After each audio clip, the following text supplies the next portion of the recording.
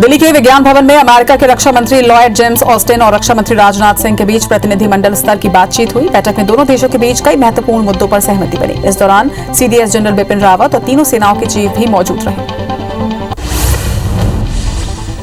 प्रतिनिधिमंडल स्तर की बातचीत के बाद रक्षा मंत्री राजनाथ सिंह ने कहा कि भारतीय सेना और US Indo Pacific command, central command, Africa command के बीच हम सहयोग बढ़ाने पर सहमत हुए हैं। हमने कई समझौतों पर हस्ताक्षर किए हैं। भारत अमेरिका के साथ मजबूत रक्षा साझेदारी को और आगे बढ़ाने के लिए पूरी तरह से प्रतिबद्ध है।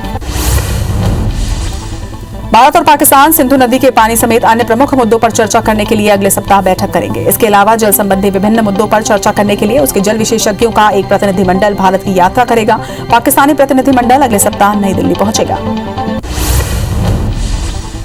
पश्चिम बंगाल के खड़गपुर में पीएम नरेंद्र मोदी ने ममता बनर्जी पर जमकर हमला बोला। पीएम ने आरोप लगाया कि पश्चिम बंगाल बीजेपी अध्यक्ष दिलीप घोष को कई बार मौत के घाट उतारने की कोशिश की गई, लेकिन वो डरे नहीं। घोष न चैन की नींद सोए हैं, न दीदी की धमकियों से डरे हैं। बंगाल के उज्जवल भविष्य का प्रण लेकर वो चल पड़े और आज पूरे बंगाल में नई ऊर्जा भर रहे हैं।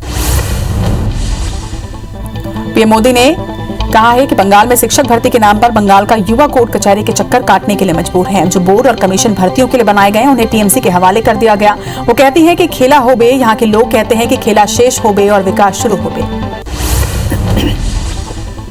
पीएम मोदी ने ममता के भतीजे अभिषेक बनर्जी पर भरपो तंज कसा है।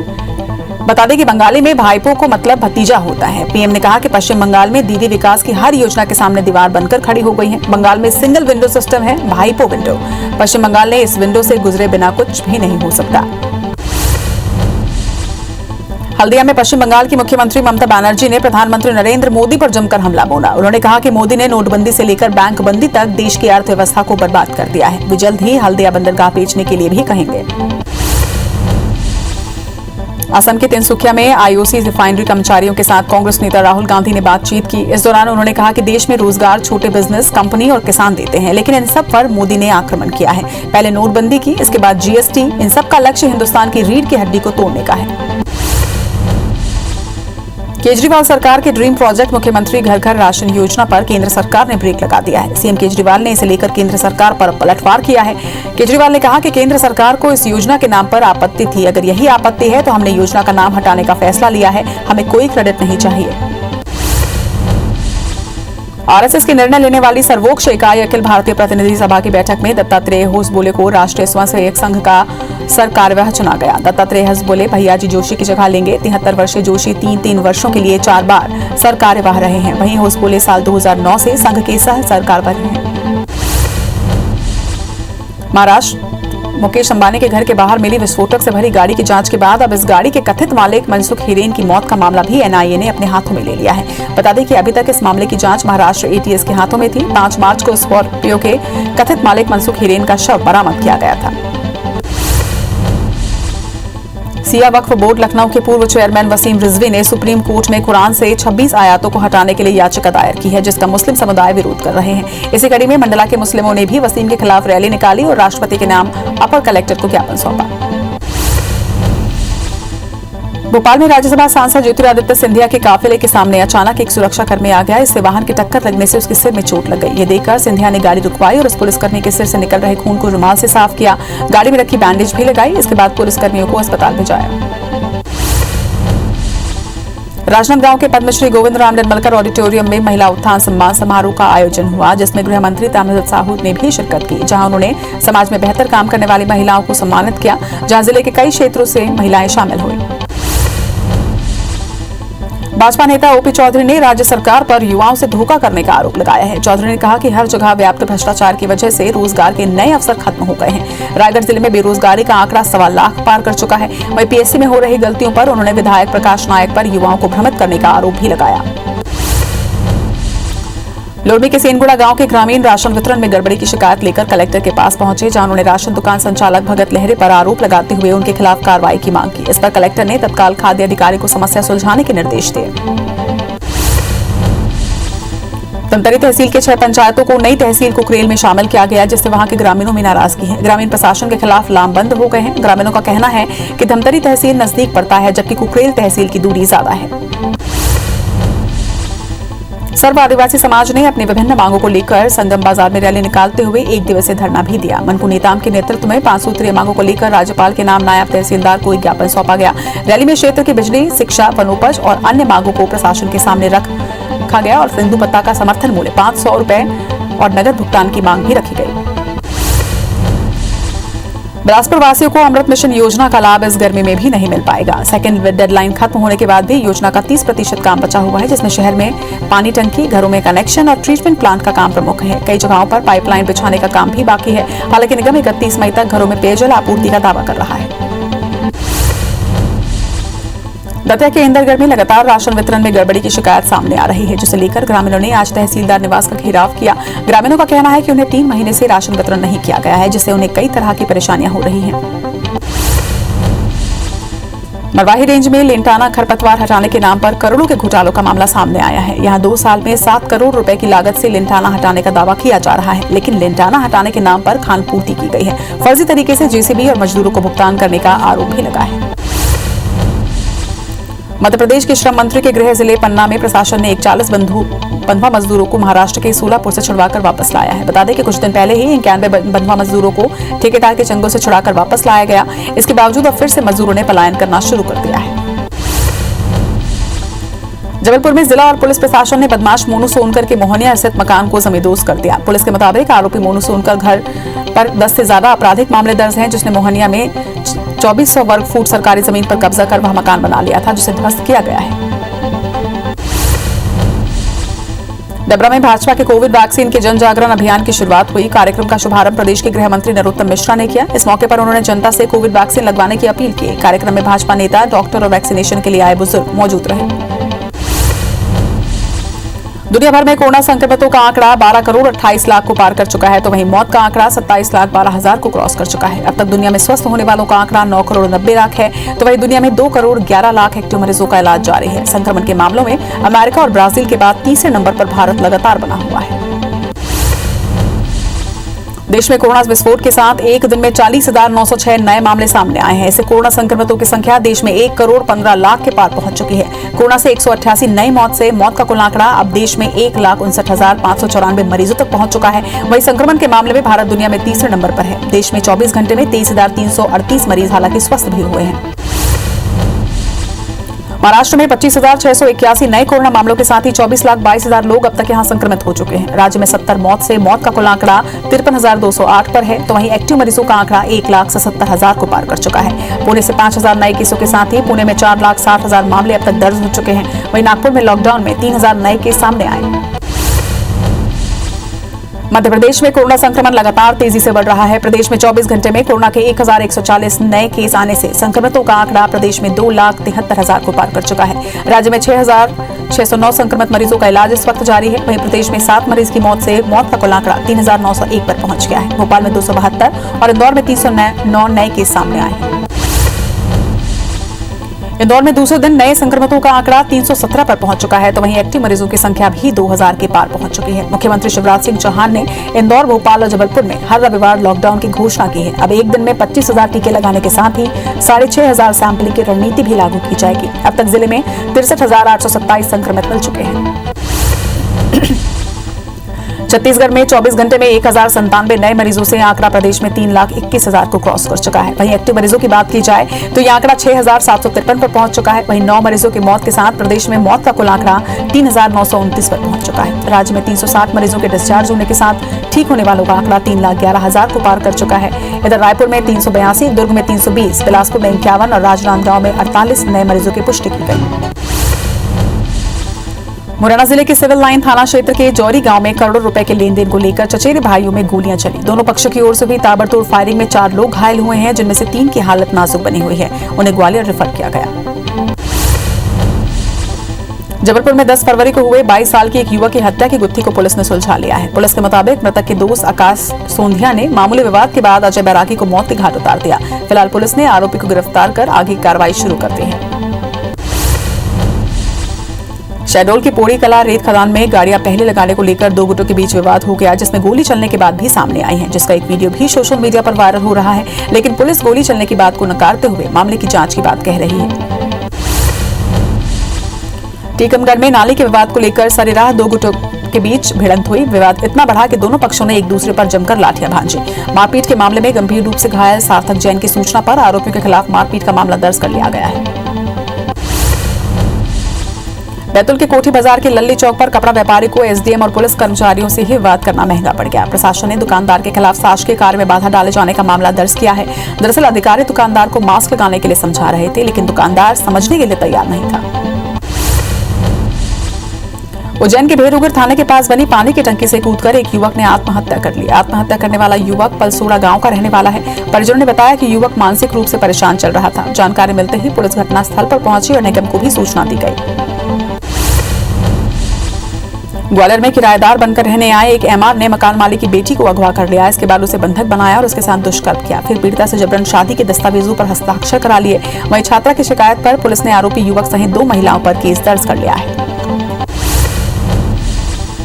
ग्वालियर की एक महिला ने खंडवा जेल प्रहरी पर दुष्कर्म का आरोप लगाया। इसके साथ ही इसकी शिकायत पुलिस थाने में की है। पीड़िता के मुताबिक जेल प्रहरी के दुष्कर्म के बाद वो प्रेग्नेंट हो गई, जिसके बाद जेल प्रहरी ने उसे मारने की कोशिश भी की। फिलहाल पुलिस ने केस दर्ज कर कार्रवाई शुरू कर दी है।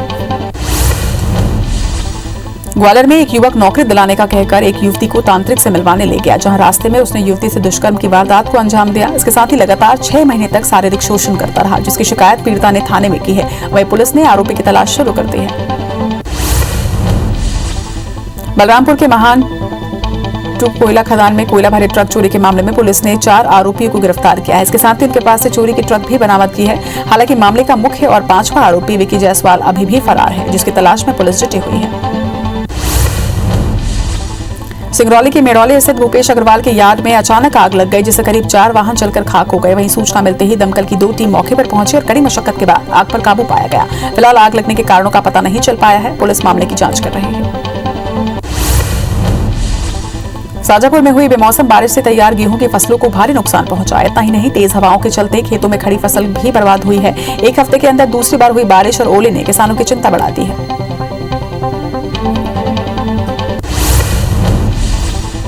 दतिया के बसई और बड़ौनी तहसील के लगभग 20 गांवों में किसानों की फसलों को भारी नुकसान हुआ है। ओले गिरने से किसानों की पकी हुई फसल पूरी तरह से नष्ट हो गई, तो वहीं हरी फसलें भी ओले गिरने से खराब हो गई हैं, जिससे किसानों की चिंताएं अब बढ़ गई हैं।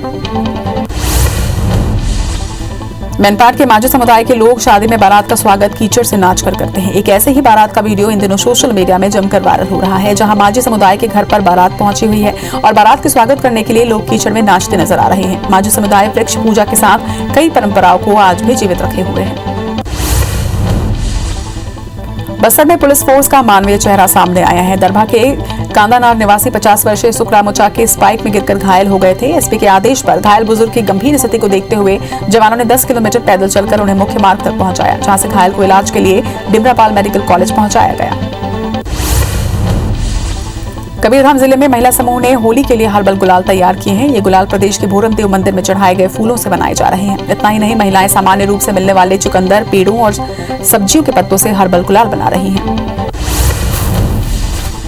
मध्य प्रदेश में आज कांग्रेस लोकतंत्र सम्मान दिवस मना रही है। पूर्व सीएम कमलनाथ ने जनता के नाम एक वीडियो संदेश दिया। उन्होंने कहा कि आज का दिवस लोकतंत्र के सम्मान का दिवस है। आज हर वर्ग सरकार से पीड़ित और परेशान है। वहीं तिरंगा यात्रा निकाल रहे कई कांग्रेस कार्यकर्ता गिरफ्तार भी किए गए। भारत और इंग्लैंड के बीच आज अहमदाबाद में T20 सीरीज का आखिरी और निर्णायक मैच खेला जाएगा। दोनों टीम फिलहाल 2-2 की बराबरी पर है। भारत के पास लगातार 6ठी और इंग्लैंड के पास लगातार 3री सीरीज जीतने का ये मौका है। मैच रात 7 बजे से शुरू होगा। इंग्लैंड के खिलाफ 3 वनडे मैचों की सीरीज के लिए टीम इंडिया ने ऐलान कर दिया है। T20 सीरीज ने इंटरनेशनल क्रिकेट में डेब्यू करने वाले सूर्य कुमार यादव को पहली बार वनडे टीम में शामिल किया। 140 किलोमीटर प्रति घंटा से ज्यादा की रफ्तार से गेंदबाजी करने वाले प्रसिद्ध कृष्णा भी टीम का हिस्सा होंगे। गुजरात के प्रसिद्ध धार्मिक स्थल शामलाजी विष्णु मंदिर ट्रस्ट ने छोटे कपड़े पहनकर आने वाले श्रद्धालुओं के मंदिर में प्रवेश पर रोक लगा दी है। ट्रस्ट का कहना है कि ऐसे कपड़े पहनकर आने वाले श्रद्धालुओं को मंदिर के बाहर ही रोक दिया जाएगा। मंदिर के बाहर पुरुषों के लिए धोती पीतांबर और महिलाओं के लिए लहंगे की व्यवस्था होगी। पश्चिम बंगाल विधानसभा चुनाव फतह करने के लिए बीजेपी नेताओं ने पूरी ताकत झोंक दी है। आज प्रधानमंत्री नरेंद्र मोदी ने खड़गपुर के BNB ग्राउंड में जनसभा को संबोधित किया। उन्होंने कहा कि बंगाल की धरती ने कई क्रांतिकारी दिए हैं, उन वीरों को मैं नमन करता हूं। कृषि कानूनों को लेकर किसानों का आंदोलन जारी है। वहीं किसान नेता राकेश टिकैत ने कहा कि अभी सरकार से कोई बात नहीं हुई है, सरकार की जरूरत होगी तो वो बात कर लेगी। हमें आंदोलन लंबा चलाना है और पूरे देश में जाना है। हमें समस्या कानून और कंपनी दोनों से है। गाजियाबाद स्टेशन पर शताब्दी एक्सप्रेस में अचानक आग लग गई। ट्रेन की लगेज बोगी में आग लगने से हर तरफ हड़कंप मचा हुआ है। बता दें कि फायर ब्रिगेड की टीम ने काफी मशक्कत के बाद आग पर काबू पाया। फिलहाल बोगी से सामान को बाहर निकालने का काम यहां जारी है। हालांकि आग लगने की वजह का फिलहाल खुलासा नहीं हो पाया है। मध्य प्रदेश में रिकॉर्ड नए संक्रमित मिलने के बाद सरकार अब सख्ती बरत रही है। राजधानी भोपाल, इंदौर और जबलपुर में अब हर रविवार को टोटल लॉकडाउन रहेगा। तीनों शहरों में अगले आदेश तक हर वीकेंड पर शनिवार रात 10 बजे से सोमवार सुबह 6 बजे तक कुल 32 घंटे का टोटल लॉकडाउन का फैसला लिया गया। लॉकडाउन को लेकर गृह विभाग निर्देश जारी कर दिए हैं। इधर मध्य प्रदेश लोक सेवा आयोग की परीक्षाएं 21 मार्च रविवार से ही शुरू होने जा रही हैं। हालांकि लॉकडाउन के बावजूद अभ्यर्थी परीक्षा के लिए आ जा सकेंगे। दूसरी परीक्षाओं के लिए भी ये छूट दी गई है। कोरोना संकट के दौरान भी फिनलैंड के लोग सबसे अधिक खुश रहे हैं। संयुक्त राष्ट्र की ओर से जारी वर्ल्ड हैप्पीनेस रिपोर्ट में फिनलैंड को लगातार चौथे साल दुनिया का सबसे खुशहाल देश पाया गया। वहीं सूची में डेनमार्क दूसरे, स्विट्जरलैंड तीसरे नंबर पर है, जबकि भारत 149वें देशों की सूची में 139वें नंबर पर। रुकेंगे एक छोटे से ब्रेक के लिए, जल्द लौटेंगे।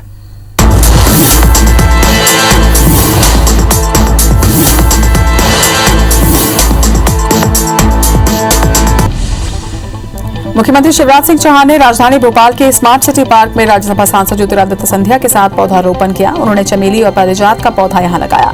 इस दौरान सीएम शिवराज ने लोगों से कोरोना गाइडलाइन का पालन करने की अपील की।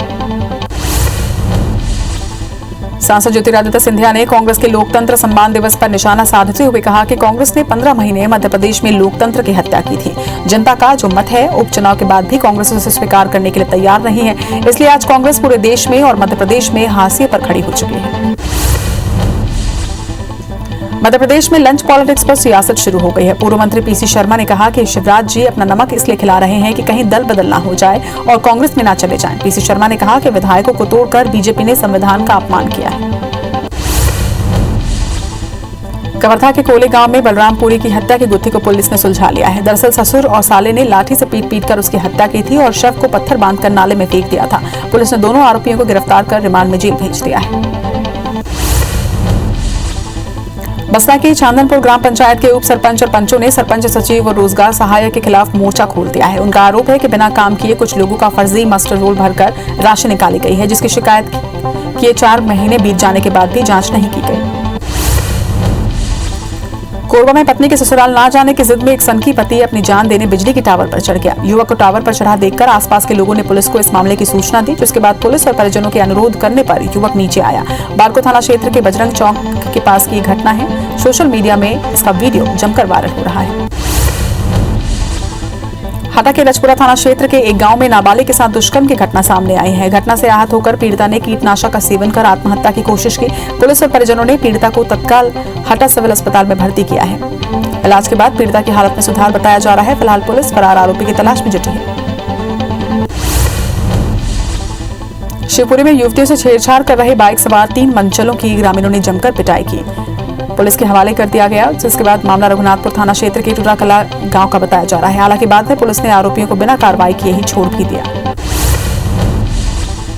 पेंड्रा के सामुदायिक स्वास्थ्य केंद्र में पिछले 4 महीने से एक्सरे मशीन खराब पड़ी हुई है। वहीं जिला चिकित्सालय में अत्याधुनिक एक्सरे मशीन तो है, लेकिन फिल्म नहीं होने की वजह से एक्सरे नहीं किया जा रहा, जिससे मरीजों को निजी एक्सरे सेंटर जाना पड़ रहा है।